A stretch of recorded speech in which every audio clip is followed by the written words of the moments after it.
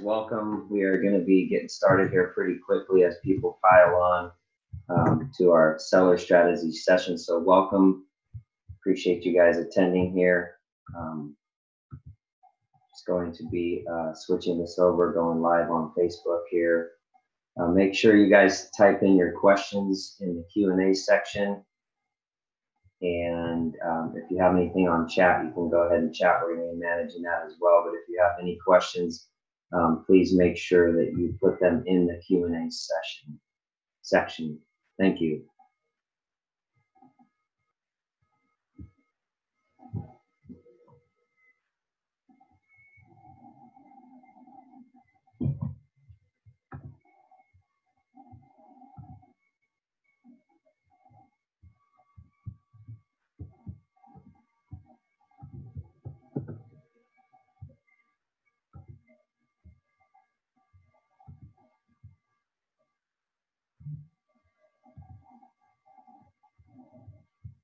All right, we have a couple participants filing in.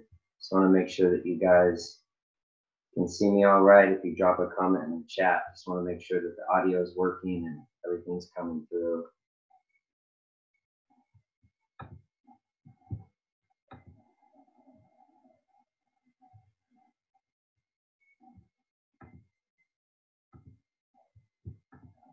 All right, thank you so much.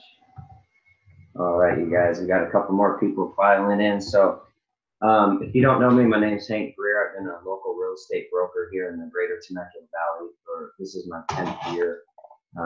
Been buying and selling homes for people here in the Valley that long, and acquired my broker's license actually 5 years ago. So I am a licensed broker at Reliable Realty. I went ahead and interviewed around the Valley to several different brokerages and just found myself a perfect fit there. Very, very tight-knit group, family-oriented, ran business. Love our broker, Kelly. And it's not often that you find that people don't actually change brokerages. So I had been there the whole time and never looked back. So really excited to be here, bringing you guys this update. It's a little seller strategy session that I put together. And I just kind of wanted to give a little recap on what's going on in today's market as people begin to pile in here. Again, if you guys are just showing up now, go ahead and leave your questions in the Q&A section. And I promise that we will hit all of those. So some interesting times that we're in right now with COVID-19 and what that means as far as the correlation with the marketplace. We're going to be going over various points and topics throughout the presentation, talking about that demand in the market, also talking about unemployment. But we have seen, the housing market stay relatively stable throughout this entire process throughout this entire event that we're going through. And it's quite interesting because we have low inventory levels across the board, which has been stimulating our housing market. And with the interest rates where they're at right now, they're just getting people off the fence. People are re-engaging with the market quicker than we expected. There is a shortage of inventory, and those low interest rates are creating a high demand. So with those two things in correlation, we're seeing multiple offers in the marketplace. We're seeing a lot of people that are actually out showing properties. The one thing we are unable to do is hold open houses, but I'm going to go into some of the strategies that we have that are getting around that and how we're getting a tremendous success in the marketplace with listing properties, still actively showing them, getting a lot of engagement. And so contrary to popular belief in mainstream media, we are seeing a really hot market this summer, again, due to shortage and low inventory, and also the low interest rates creating that high demand. So I just want to allow a few more people to jump in here. Going to be checking the Q&A, so please leave your questions there. And I'm going to share up my screen and get this started. It's about 11:04 here, so we're going to get going. So welcome to our seller strategy session. So want to see about making this full screen here, and we're going to get going. So thank you guys for joining me again. My name is Hank Greer with Reliable Realty. Feel free to leave me any questions in the Q&A. So what we're going to learn today is 4 different things. Number 1, how to properly time the sale of your home during these uncertain times. And then also number 2, how to sell your property as is without leaving any money on the table. Number 3 is what ads your real estate agent or yourself should be running to actually sell your home. And number 4 is how to negotiate with the 3 types of buyers that are currently in this marketplace that we're in right now. So 4 important topics that I wanted to go over and wanted to share with you guys today. So let's see if we can move right along. Oh, and then of course I did add a bonus topic, something that we're going to touch on. What does selling a home right now look like in today's marketplace? So, you know, with the stay-at-home orders and self-quarantine, keeping social distance, we're going to be talking about how we're getting around those things. Of course, safety is number 1 for everybody. So we're going to show you what those safe measures look like and what those best practices are that are still bringing us great success in today's market. So the first one is how to time the sale of your home during these uncertain times. So a recession, you guys, does not equal a housing crisis. I would just want to take a look at the last 4 recessions that we went through, and it's going to show that only 2 of those actually had a negative impact on the home values in the marketplace. So back in 1980, we still saw a price increase of 6%. 1981 was another recession. We had a price increase of 3.5%. And then in 1991, we saw a decrease in property values that came down about 2%. 2001 with the dot-com crash, contrary to popular belief, we had an increase at 6.6% of appreciation during that time. And then the one that we all recently remember was the Great Recession. And that one, we saw a big negative impact of almost 20%. So this slide right here is just to show you that the recession that we most certainly are in right now, they don't always lead to housing crisis. So wanted to show you that to kick things off. So people are always asking me, and we're seeing, you know, big headlines in the news, is there going to be a crash like in 2008? So want to go over some stats with you guys, want to show you, you know, what the facts are, what the data is. I just want to lay it all on the table so that you can make an educated decision yourself and look at what the statistics are showing. And so this right here is a really cool graph. This is the Mortgage Credit Availability Index. So it says right here, the taller the graph, the easier it is to get a loan. So back here, right when the housing bubble burst, 2006, 2008, this number, 868.7, this number means that it was extremely easy to get a loan. And back then it was, you know, people were saying if you had a pulse, you can get a loan.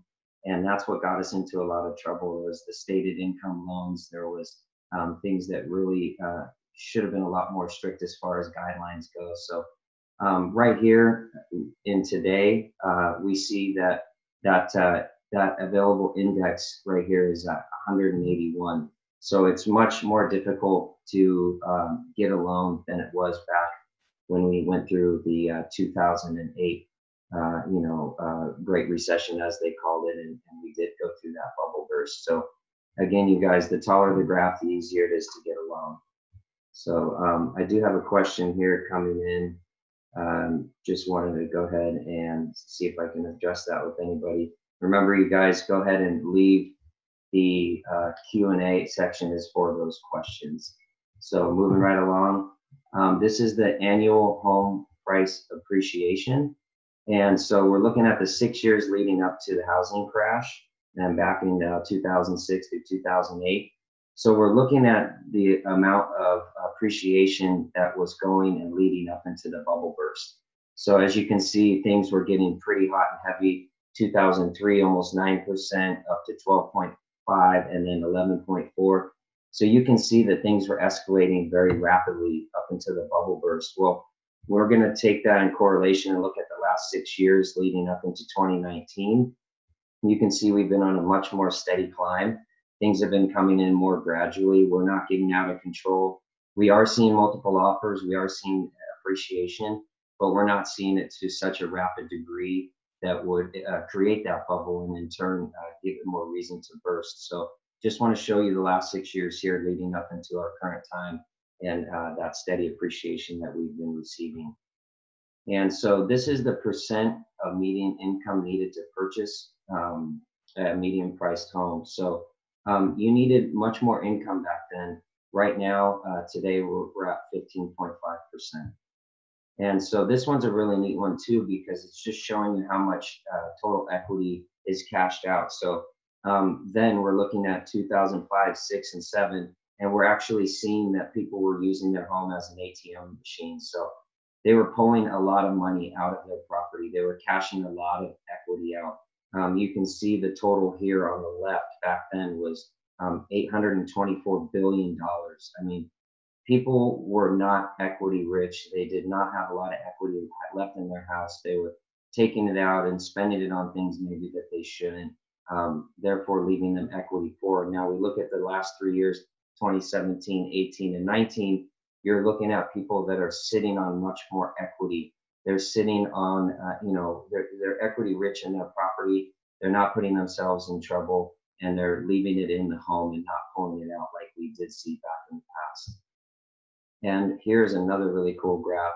This one is showing all of the homes in America that have at least 60% equity. Is more than half. We're seeing homes at 42% of all homes in America are owned outright. I mean, these are staggering numbers. This is showing you that people learn their lesson, and that they're not pulling their equity out. They're not doing these cash out refis. They're not using their property like an ATM machine. So this is a really powerful chart to look at in comparison to the smarter decisions that we're making this time around, and again, probably learning our lesson. So this is a really neat graph showing you the month's inventory of home prices. So it's showing you the difference between a buyer's market and a seller's market, and where we were as far as inventory levels. So you'll see back in 2006 through 2010, the standing inventory that we had was much, much higher than in today's market. We have less than 6 months of inventory. This is just showing you the correlation that there is a big shortage of inventory, which is stimulating the economy. So there's not a lot of houses for people to choose from, which would in turn create it to be a buyer's market. So right now we're seeing that we have less inventory, and of course that means that it is a seller's market. So I'm just going to ask if you guys have any questions now. I just wanted to see. I'm going to go ahead and take a look at the chat, and then we can carry on. So again, feel free to put any of the questions you have into the Q&A. All right. So what about all the job losses, right? So everybody's always talking about all the job losses. Everybody, we know it to be true that a lot of Americans lost their job. It's a terrible thing. It's been very tragic across the board throughout our whole nation. And so we want to know what that correlation is between all of the job losses and what that means for our housing market today and looking into the future. So just want to show you what the unemployment rates are compared to past financial crises. So you see on the left-hand column here, we have the Great Depression, right? We have unemployment rates going as high as almost 25%. And then you have the Great Recession, and you're peaking out at almost 10%. And right here in the current crisis that we have in 2020, the top number on the right, it says 15%. So that number actually might now be 20%. Over 20 million Americans projected that they have lost their job, and there might be some more on the horizon. But what we do know is that we have leading analysts that are projecting for these times to get better quickly.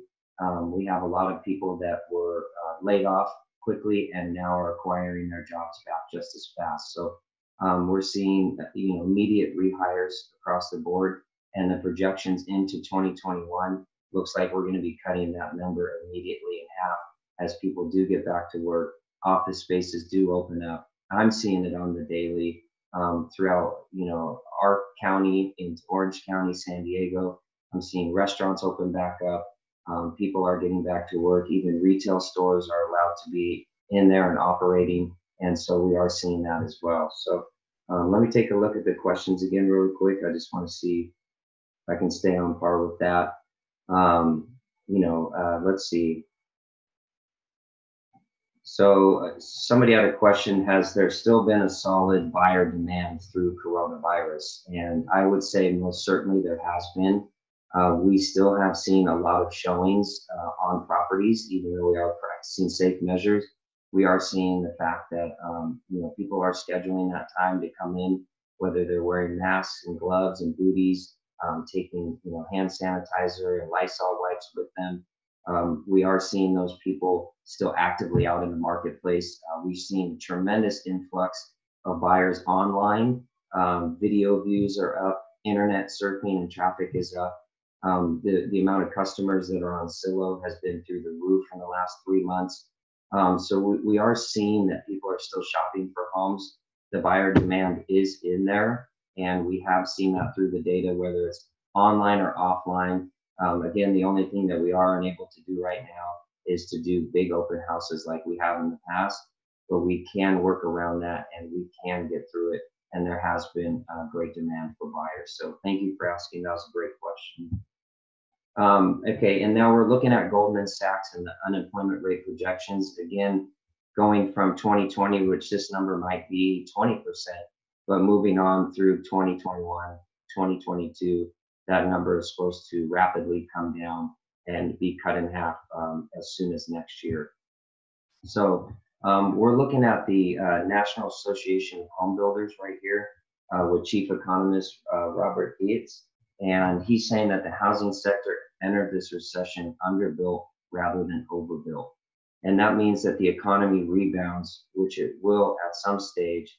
Housing is set up to help lead the way out. Now, what this means is that being underbuilt going into this, back in 2008, in that last great recession that we went through, it was known that we had a surplus of homes. Again, I went over that graph showing you that the inventory levels there were tremendously higher than what we have now, meaning that we had more houses than we could sell. And so the supply was way, way up and the demand was way low. Now, we have that on the reverse here as we sit in today's market. We are underbuilt and we went into this underbuilt. And it's always a great indicator to look at the builders. And I'm sure as you drive around the communities and various cities and various areas around us, you'll see that the builders are still going at it. That's a tall tale sign, you guys. If the builders pack up and take off for the hills, you better believe that they know something that we don't. We're seeing these builders continue to bang out these houses. We're seeing the models still being shown. We're seeing the ground being broken on new developments. And that's because, again, you guys, we do have a massive demand for housing and a shortage of inventory. So this is a very powerful visual here. And again, from the chief economist of the National Association of Home Builders. And now here's some major financial institutions calling for a rapid V recovery.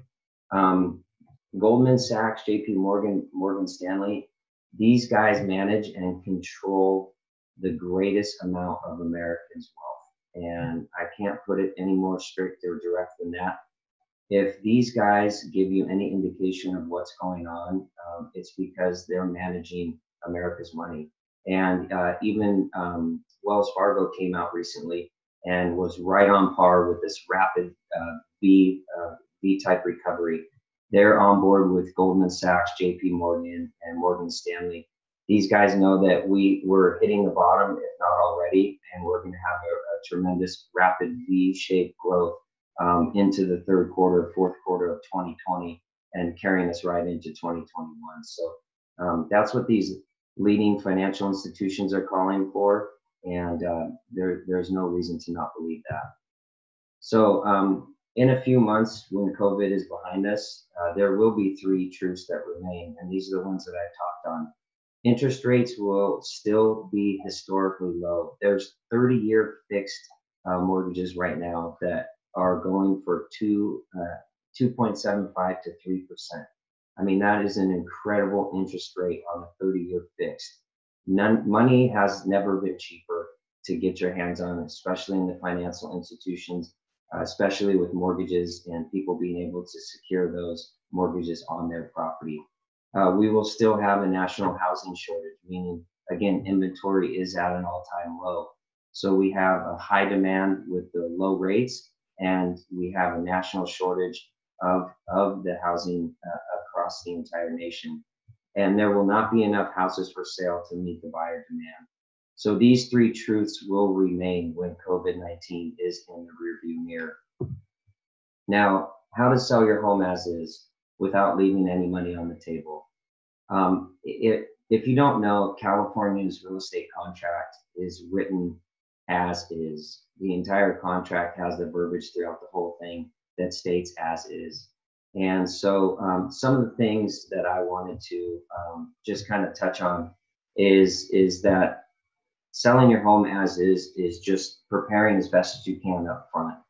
It's doing the inspections up front. It's beating them to the punch. Nobody likes surprises when they're dealing with anything such as a large financial purchase. They don't want to be caught off guard because there's an issue with termites, or there's a leak that somebody might have known about, or there's an issue with the roof, or so on and so forth. So it's very impactful and very powerful to go ahead and do these inspections up front. The termite inspection is $85. The home inspection is right around $400 to $500. A pool inspection could be a couple $100 as well. Having a roof looked at and certified can be anywhere from $300 to $500. Now, if you leave these items up for chance, that just gives the buyer a ton of leverage to go ahead and come in and try to renegotiate, give them a second feeling about the property. It's true that the buyer is no more in love with the home than the moment that they write the offer and they're in negotiations. That's when they have butterflies in their stomach. That's when they just feel tremendous excitement about the home. They have that initial connection and they do fall in love with the property. So if you have those items checked off and you did your due diligence up front and you paid a couple $100 for these reports, and you have those big ticket items punched out before you go into negotiation, then all the lights are on. You know what you're up against. The buyer knows what they're up against. There is no surprise. Once their offer is accepted and you guys move into escrow, these buyers become hypercritical at that point. They're going to leverage every angle they can to renegotiate and bring the price down or ask for a credit. So it's crucial to go through and look at what those items are and have those inspections and reveal those things that could come back to bite you in renegotiation. You want to make sure that the buyer is engaged. You want to make sure that they're happy, and you want to make sure that you're not catching them off guard with any surprise or any secrets during that time. So I can't tell you how important it is to just take the time up front. These inspections don't take long. The reports are turned around often within 24 to 48 hours. And so just knock those off the list. Don't give the buyers any leveraging power. Let them know what they're up against. And when there's no surprises on the table, then you can expect them not to come back and over leverage on a renegotiation with you, whether it's the price, the terms, or the credit. So again, you guys, that's selling your house as is without leaving any money on the table. And I've often seen that if the buyers do know that there is an issue, you can even get away with not even having to repair that item as long as you disclose it and they know about it. And at that point, they can still purchase the house for a great value, especially in the multiple offer scenarios that we're seeing, and just go ahead and waiving off that repair and not having to deal with it right then and there. So again, selling your property as is without leaving any money on the table. So I'm just going to take a second to check the Q&A. Just want to see if there's any questions here. I have a question that just came across, a great question. Will there be a price drop? So back in March, when the stay-at-home orders came out in mid-March, Gavin Newsom gave us the orders. Everybody kind of went into self-quarantine. A lot of people put their head in the sand. They didn't know, how to make sense of everything going on. We did feel the market slow down as everybody reevaluated what was taking place and just trying to make sense of everything. But we didn't really see a big price drop. We didn't see a fallout. We saw some prices adjusted just due to those motivated sellers still wanting to move their property. But again, you guys, we're at a national shortage of inventory across the board. There's not enough houses for the demand that's there. Interest rates are at an all-time low. We're seeing 30-year fixed under 3%. That's creating the demand, and the supply is low. And so with those two things alone, it's stimulating our housing economy enough to not allow those prices to drop. And even in the high end, just dealt with some properties upwards of $1 million, and we saw 5 offers on those homes. Anything under the FHA and VA loan limits, we're seeing even 5 to 10 offers on those properties because there's not a lot to choose from. So that was a great question. I really appreciate that. Thank you so much. So I'm going to jump back in, and we covered this, so we're going to carry on. Now, running ads that your realtor should be running, or that you should be running that actually work. It's super important in times like this when we're not getting the big open houses. We're not getting the tremendous amount of showings, and I'll tell you why that's not necessarily such a bad thing.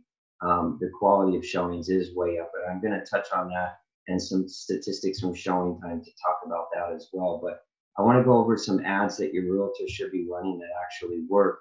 Now, this is what we call a targeted social media marketing ad. So we take this property, we create the ad, and we're boosting it on social media. We're putting it out there on Facebook, Instagram, Pinterest, Twitter, YouTube, you name it. We're hitting all those social platforms. This is where people are first engaging with your home. You have to have beautiful photos. You have to make it show right, or else they're just going to swipe their finger while they're sitting on the couch and they're going to go to the next property. So this is the first point of engagement, is beautiful photos. And I wanted to show you the power of this ad right here. This was a property in Temecula that was targeted in a 15-mile radius around the city, and the results were 6,400 people viewed the ad, 28 people clicked the Learn More button and filled out their information, and that turned into 14 different groups viewing the property. This property itself sold with multiple offers in 2 days. So this was an extremely powerful ad. This was an ad that was very easy to create, but also created with the right foundation, with the right photos, and with the right intentions as a targeted social media marketing ad. What we did with this property was we put it out into the counties where people are paying more price per square foot. So I just want to reiterate that we're taking ads that are here in our backyard, and we're putting them under the noses of people in LA, Orange County, and San Diego. And why we do that is because these buyers naturally pay more price per square foot without even thinking about it. So rather than fishing around our own area here in this valley, we're taking it and sending it out to where we know the buyers are coming from. They're looking for great schools. They're looking for more elbow room. They're looking for quieter neighborhoods. They're looking for less people, especially now after the coronavirus. We're getting an influx of people that are just looking for more space, less traffic, less density. And so we're finding those buyers and getting a tremendous amount of success by putting these targeted social media marketing ads actually under their nose out there in their area, and taking them and boosting them with marketing dollars and putting those into the certain counties. This particular property here, we found the buyer in Orange County. She came out, viewed the property, fell in love with it, wasn't liking the feeling of her city with everything going on with COVID-19. They wanted more area, they wanted more space. They wanted better schools. And so we actually had this particular property went multiple offers and sold much higher than the list price. And we found this buyer through targeted social media marketing from Orange County, and she paid the highest price per square foot. We will actually set a record with this property when it does close. So I want to talk about the power of staging. Again, people are engaging with these photos up front. It's super critical to have that photo be as powerful as them feeling like they're in the house. If you miss the mark on this one, you will not have the amount of attention online, which won't lead to the amount of showings that will create the success that you're looking for. This particular property was listed with 3 other agents before I was contacted. The other agents took these photos on the left, and they're decent photos, but they can be better. And so we brought in the power of staging, and we wanted to make sure to show this property in its best light. And so we had it professionally staged, and we had a professional photographer and videographer come out. And we coupled these things together to create our ads and to create our marketing campaigns. So the photos on the left are from the previous agents. The photos in the middle with the green on the outside, that's from us after the staging. And you can see you're creating the experience, you're creating the feeling, you're creating engagement. It looks like somebody lives there in a perfect space. And that's what these model homes are doing too. So it's no wonder these builders are decking these houses out, because people in today's world, they lack the amount of imagination that you think that they would have. So if they see this photo on the bottom left-hand corner with just a bed, it's really hard for them to envision the space, to envision those other things going on in the room, to envision maybe where other items can be, or maybe what the full experience could be. And same with the kitchen. When you're completing it with these items, you're completing the experience. You're not only getting the engagement online, but you're also getting that experience when they show up. And so this picture on the far right, I wanted to go ahead and share with you what that looks like as far as a virtual showing, and what we've been doing as far as the 3D tours. So give me a second here while I pull this up.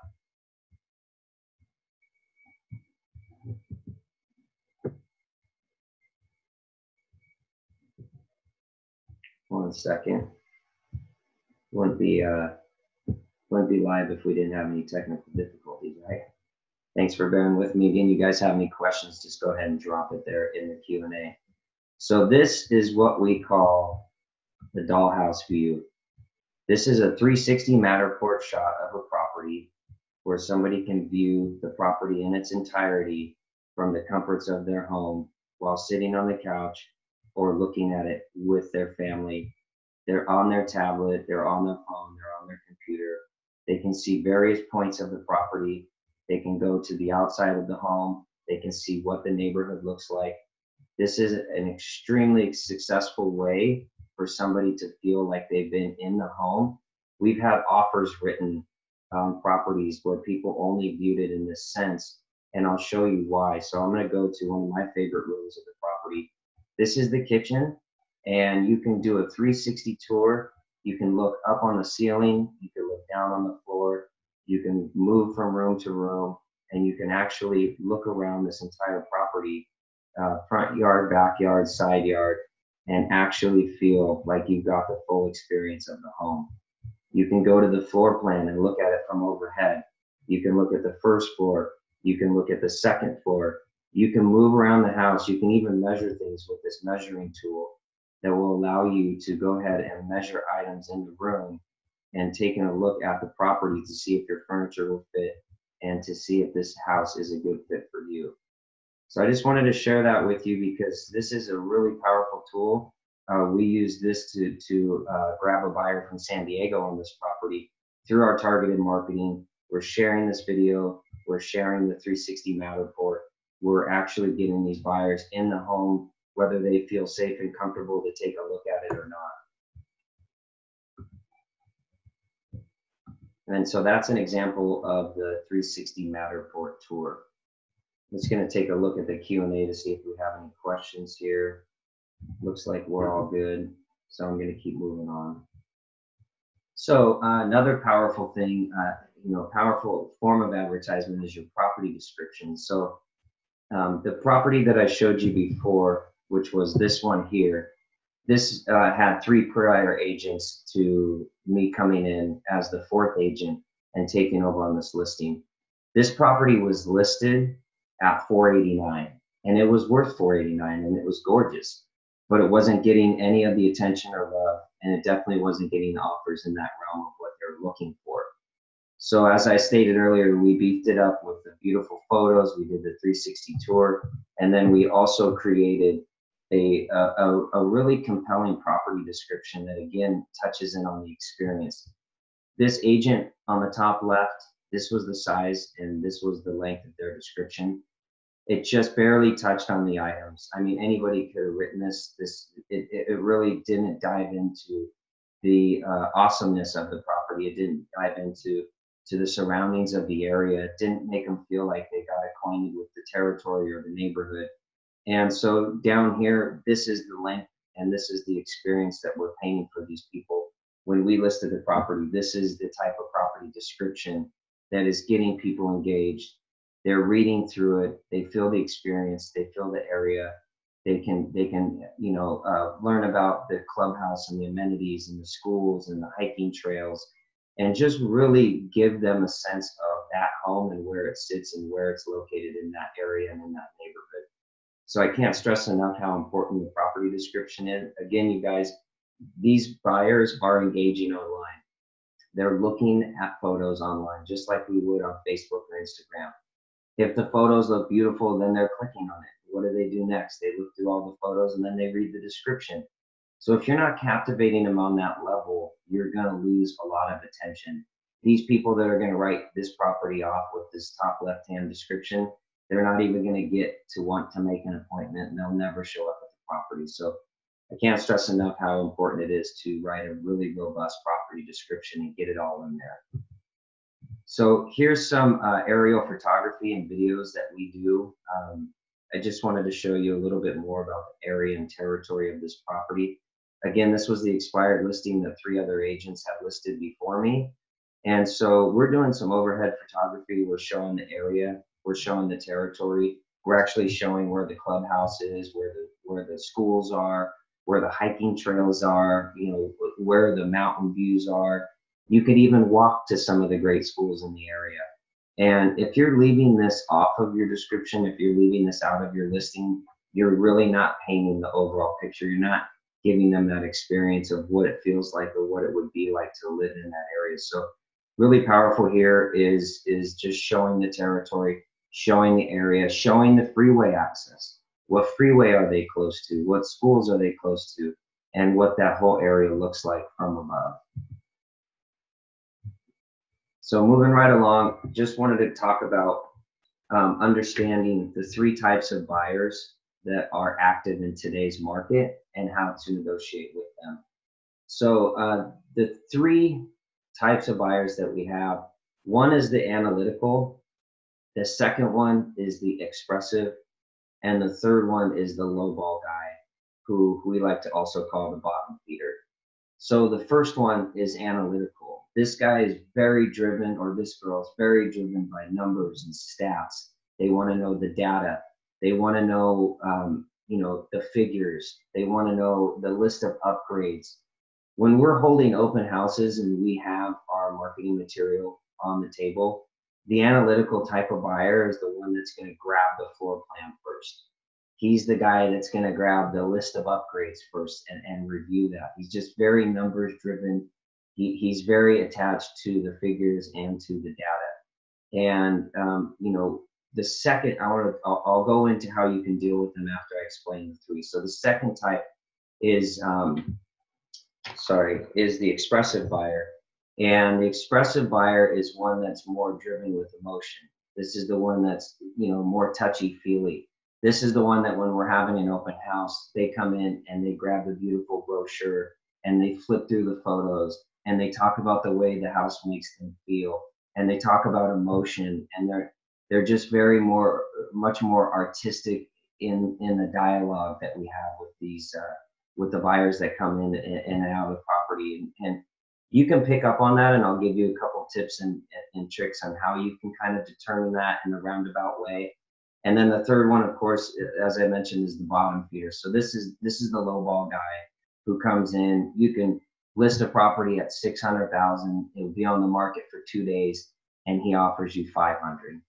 And sellers really, quite frankly, hate this guy. And I'm going to tell you why he's powerful and why you should take him seriously in dealing with negotiations with him. So the first one, the analytical. When trying to determine who's analytical versus expressive versus lowball guy, the analytical guy, whether you're having some dialogue about maybe their occupation, what they do for work, you can hear in their tone maybe what they're focused on as far as value, as far as upgrades, talking about measurements, talking about orientation and location.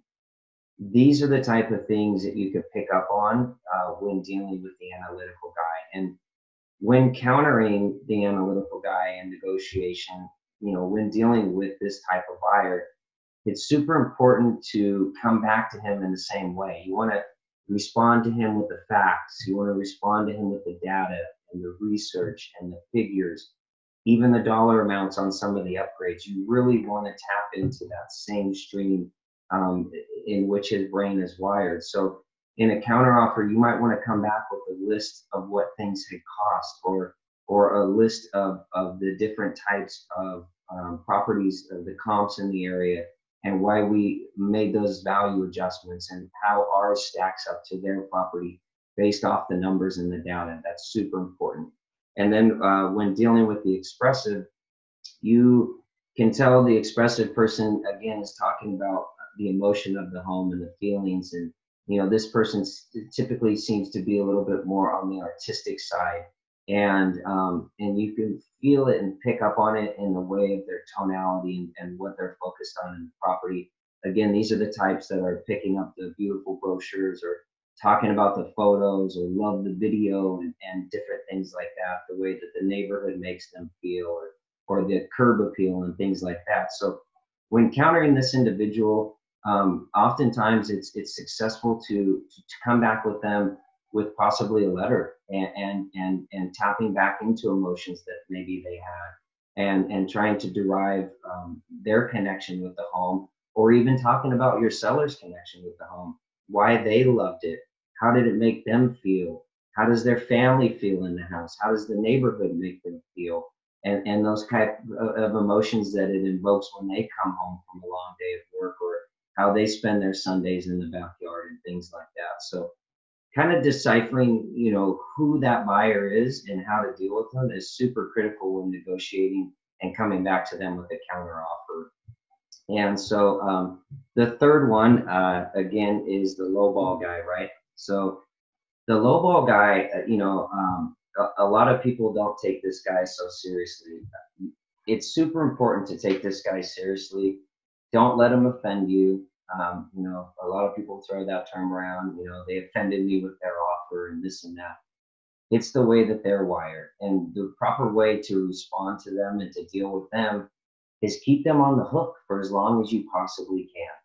If they come in swinging low on the second day, like I was saying in my example, and they hit you with an offer that's, a lot lower, that could have been like offensive, right?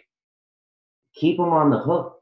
Counter them really high. Make a few adjustments to keep them engaged is my point, because the longer you can drag this guy out, the more opportunity you have for another offer to rise up. And once that other offer rises up, all you need is two to turn it into a multiple offer scenario. And that, my friends, is a successful setting to drive the price up or to get close to what you're looking for, if not over the asking price. So my suggestion and advice to you would be, don't feel offended. Don't be upset with the guy's offer. String him along as long as you can, and counter offer him and keep him engaged, and allow another offer to rise up and create that perfect storm that you're looking for, rather than getting offended and rather than, letting him ruffle your feathers up. So let me jump back here and keep this going. If you guys have any questions, just drop them in the Q&A, and we'll take care of them there. I did get another question. What's the cost of staging? So the cost of staging, it really depends. Staging can run the whole gamut, right? So depending on the square footage and how much you're really going after, quite typically a decently staged house could be anywhere from $3,000 to $6,000 here in our marketplace. If you want to save some dollars on that, you can opt out of staging certain rooms. In my opinion, it's always the greatest return on investment. Staged houses sell quicker and for more money every day of the week. I've never seen a staged house sit longer than a 30-day agreement to leave that furniture in there. That's why these model homes are staging, you guys. I mean, it's super important to understand that these builders know what they're doing too, and when they stage these homes beautifully, it's to invoke that emotion. But a staged home, again, could be $3,000 up to $6,000. The one that I showed you, the previous example, that was about $4,000. We staged every single room on a 4-bedroom home, including the big areas like the dining room, kitchen, living room, things like that, and even some backyard patio furniture. Again, that listing had 3 agents before me, and we sold it within the first 9 days on the market, and we got full price. And that property appraised. My sellers are extremely happy, and the power of staging was through the roof on that one.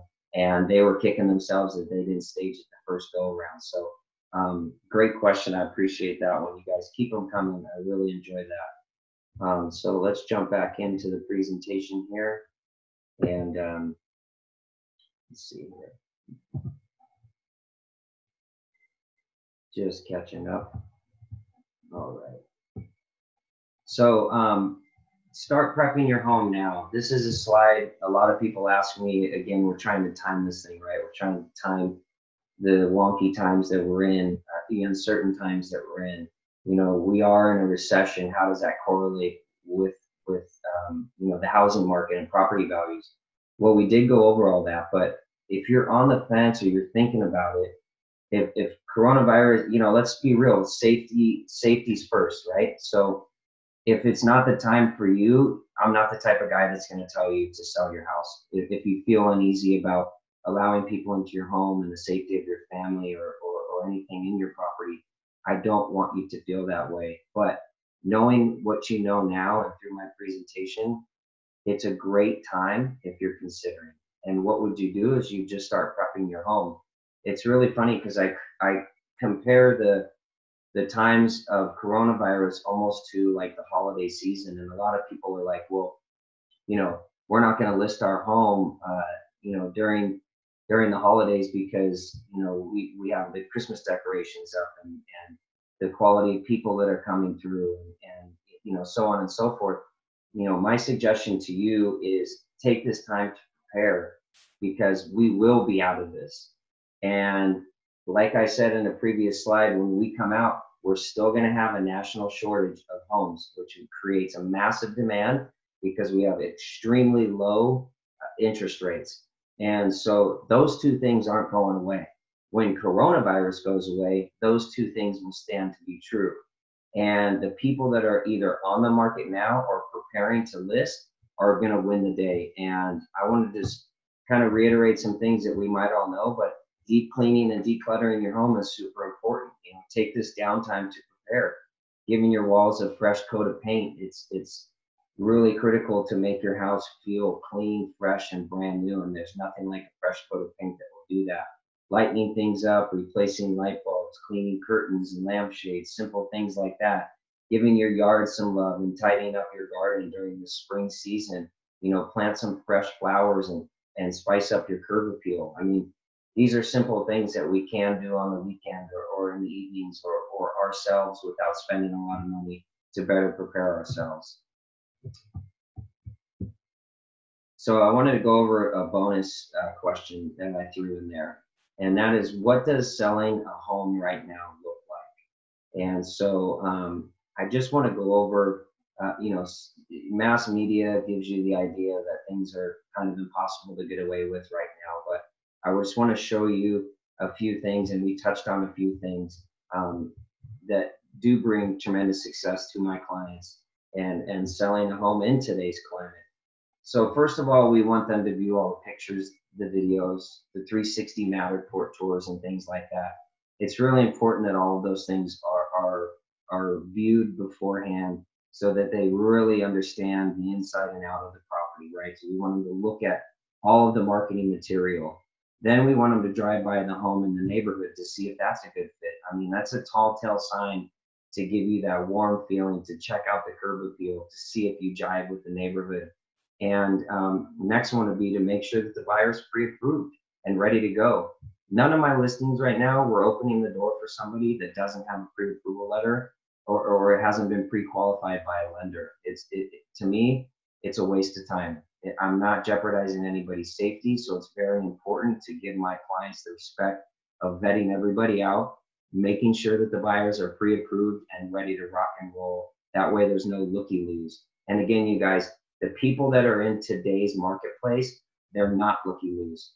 The looky-loos aren't taking their time to go out and just waltz through a property because there are no open houses. If they're compelled enough to get off their seat, call their agent, make an appointment, these are qualified buyers. These are buyers that are serious buyers. And again, I compare it to the holiday season. I mean, these are buyers that probably have a necessity, a burning desire, a need to be into a new home. And so they're taking things quite seriously and taking the time to go out and view these homes. And then at that point, we do a FaceTime session or a Zoom session where we walk through the property, whether it's me or whether it's them with their agent. We're trying to keep the traffic to a minimum unless the person is serious. And so we're welcoming the FaceTime or the Zoom walkthroughs.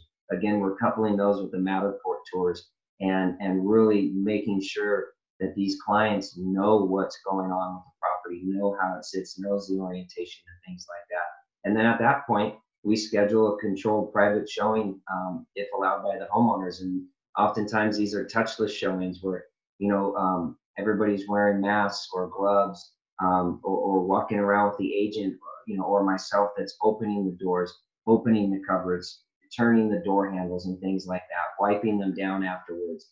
So we're doing what we call like a touchless showing or a touchless appointment where the agent's the one doing all of the opening and closing and opening the blinds and turning on the lights and everything, just to ensure that we're not overly touching the property and that we are practicing safe and good measure. And then we're actually oftentimes getting offers that are subject to interior inspection. And so I'm closing a deal next week where the buyer, he wrote an offer based off of the Zoom call and the virtual walkthrough with myself, and loved the property, wrote a really strong offer. And then once we got into the inspection period, that's when the first showing took place, and he loved it even more. And everything went seamlessly by using methods like this and just being able to take care of our clients, during these times, being able to pivot and adjust and just getting the job done by all safe measures. So I just want to check the Q&A one more time, see if we have anything left here. And okay, we have another question that came in. Let's see here. So are buyers still scheduling a lot of showings at this time? The answer is yes. Again, quality over quantity, which I will take any day of the week. There's national statistics. I tried to find a slide for this one, but Showing Time is a company that is correlated with our MLS, and this company actually does these schedulings and has these appointments for realtors who are licensed and pay on the board and actually have good standing with the local boards here, and I'm sure with any of the local boards in the state. And they're able to click on and schedule their showing. The seller gets notified, the agent gets notified, the seller has an opportunity to say yes or no to the appointment. And once agreed upon, it goes into the schedule book. So my point being is that we actually have showing time statistics that showings are on a massive rise. And so back in March, we had a massive decrease. April, things started to ramp back up. Through May, we got back to a point where they said, and I wanted to find the slide, but they said that we were at a height over last year's May 2019 showing time statistics for how many showings were actually taking place. And that's a staggering stat, you guys. I mean, this is a company that's tied to the MLS. This is a company that controls the scheduling of showings. And this is a company who released the data to show that there is showings taking place. And those numbers have actually exceeded, May 2019 numbers.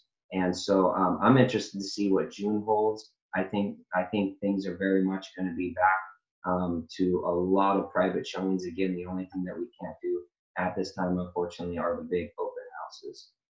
So this last slide, what should I do now? And it says, let's talk. So this is a time of safety, you guys.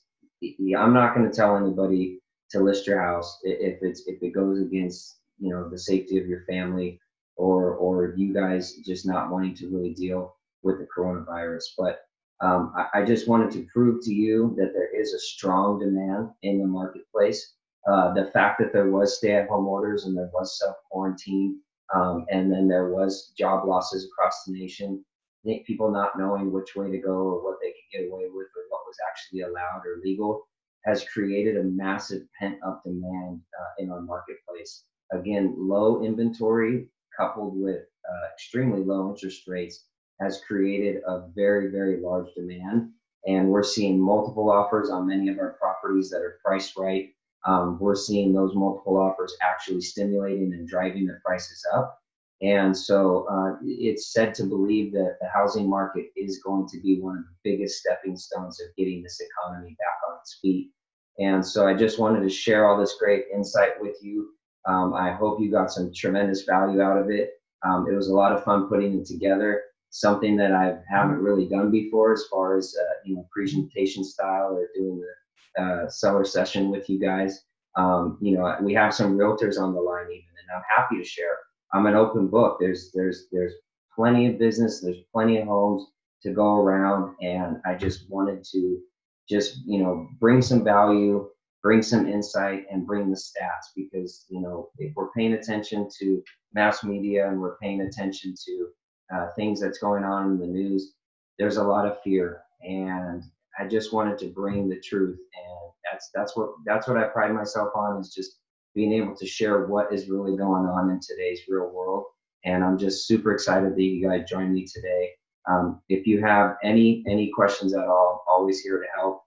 This will be live on my Facebook, so if you want to go back and take a look again. But thank you guys so much for joining me. My number is on my Facebook. It's on the email registration that you got. Feel free to drop me a line anytime, you guys. Shoot me a text. Even if you're another agent, if you want to know a little bit more insight on what's working or what's going on out there, just let me know and I'll be happy to take care of you. All right, you guys. Until then, stay safe and take care. Bye-bye.